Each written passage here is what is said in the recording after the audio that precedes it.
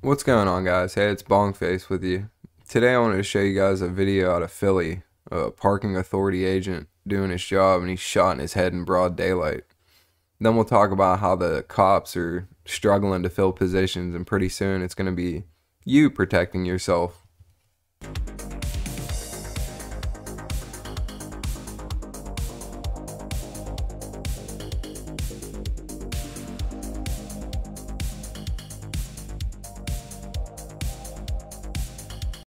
And that's what you get doing your job in Biden's America, especially in these big liberal cities where violence is just off the charts.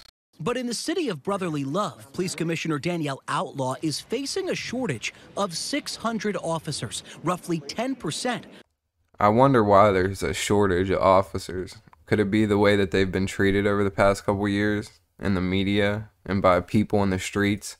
I'm sure you've all seen the videos of them being sprayed by water bottles and stuff thrown at them, not to mention the police being shot in their cars doing nothing. Philadelphia, like other major American cities, is seeing an exodus of police officers. Los Angeles is down at least 500 cops. New Orleans, more than 300 officers short from a few years ago. And in Wisconsin this year, the entire state reached a record low for police officers. Yeah, because you would have to be a moron to be a police in one of these cities. I mean, you get no respect. The officials don't give you any backing, and people treat you like you're the villain. Why would you be a cop?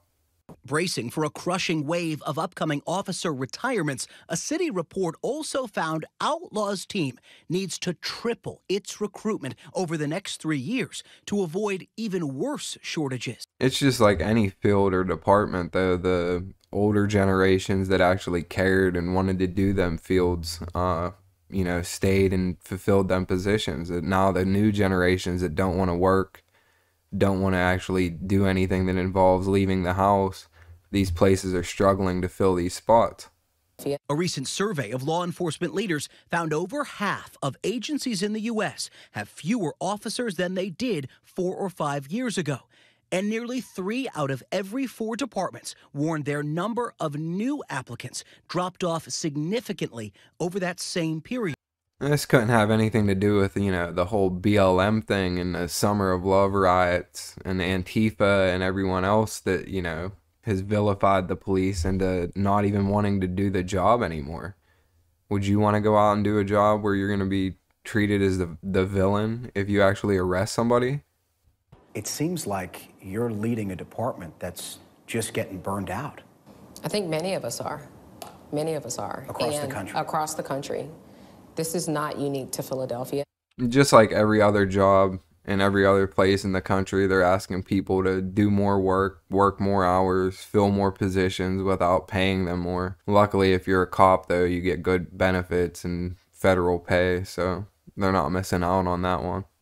Cops across the country now forced to work punishing mandatory overtime to make up for big shortages, and some discouraged by how they're treated, including hearing phrases like defund the police.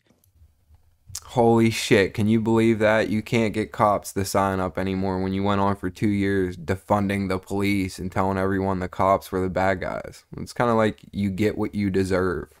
Philadelphia saw a record-breaking 562 homicides last year, upwards of 460 people murdered so far this year.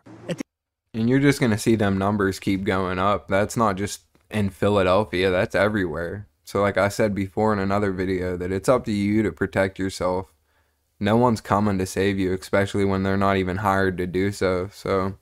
The business. Right now, Commissioner Outlaw's task, she believes, is to convince the Philadelphia community that policing is still a trusted profession, under pressure to grow her ranks before too many cops leave for good. I've always been optimistic. Law enforcement has been around for how many years now? I mean, And you don't think it's going anywhere? No. Well, you guys wouldn't have to convince everyone if the media and everyone else, the politicians, didn't go on and on and on about how bad you were. It's kind of like you did this to yourself. Anyways, if you guys are still here, please like and subscribe. My channel is just starting to grow right now, and I could use your guys' help. But it's Bongface, and I'm out of here. Oh yeah, I almost forgot. Let's go, Brandon.